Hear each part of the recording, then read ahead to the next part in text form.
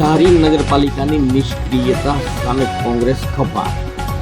નગરપાલિકાના વિવિધ મુદ્દે મામલતદારને પાઠવાયું આવેદનપત્ર. લગ્ન નોંધણી, ગંદકીના પ્રશ્નો, સ્ટ્રીટ લાઇટના પ્રશ્નો કાયમ ચીફ ઓફિસરની નિમણૂક મુદ્દે પાઠવાયું આવેદનપત્ર. ગ્રામ પંચાયતમાંથી પાલિકા અસ્તિત્વમાં આવી હોવા છતાં પ્રશ્નોની વણઝાર હોવાનો કોંગ્રેસનો આક્ષેપ. 15 દિવસમાં નગરપાલિકાના પ્રશ્નોનું નિવારણ નહીં આવે તો ઉગ્ર આંદોલન કરવાની પણ આતંક ચીમકી આપવામાં આવી હતી. વટહુકમ દ્વારા ધારીને નગરપાલિકા બનાવવામાં આવી છે. 4 પંચાયતો ભેળવી અને વટહુકમથી જે નગરપાલિકા થઈ છે એ નગરપાલિકાના અંતર્ગત આવતા જે પોર્ટલો અને કામગીરી છે એની અંદર સદંતર જે ધાંધિયા ચાલી રહ્યા છે એના વિરોધની અંદર અમે આવેદનપત્રો માટે પહેલા નગરપાલિકામાં ગયા હતા અને 2 નંબરના મુદ્દાઓને લઈને પ્રાંતની અંદર ગયા હતા. જ્યારે નગરપાલિકા જે ધારી છે એની અંદર તમારે લગ્ન નોંધણી પોર્ટલ, બિનખેતીનું પોર્ટલ, સબ પ્લોટિંગના પોર્ટલ, આવા જે પોર્ટલો 15 દિવસની અંદર ચાલુ થવા જોઈએ, 7 મહિના પછી પણ ચાલુ થયા.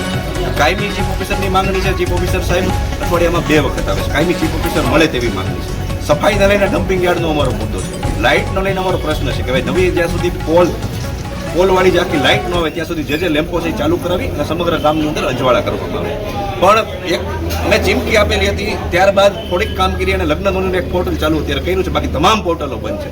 સબ પ્લોટિંગને લીધે ઘણા બધા કામ અટકે છે. પ્રોપર્ટી કાર્ડ કઢાવવું હોય તો પહેલી પુરાવો સબ પ્લોટિંગનો છે, તો પ્રોપર્ટી કાર્ડ નીકળે કે પછી પ્રાંત સાહેબની અંદર અમે જે મુદ્દાની રજૂઆત કરી છે એ 2 નંબરને લઈને કરી છે કે ભાઈ 2 નંબર છે એનું ટેબલ ચાલુ રહે જ.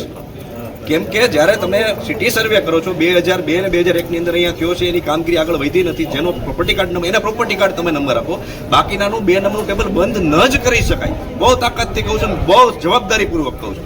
અને જો કરી શકાય તો તમે બધાય બંધ કરી દો. અમરેલી જિલ્લાની તમામ નગરપાલિકાઓ 2 નંબર આપે છે. આ 2 નંબરનો એક એવો પુરાવો છે જે લોન કેસની અંદર, વારસાઈની અંદર કે પછી અત્યારે અમુક ધારી ગામની અંદર મકાનો બન્યા છે, મકાનોને 2 નંબર ન મળવાથી એટલે કનેક્શન નથી આવતું લાઇટનું.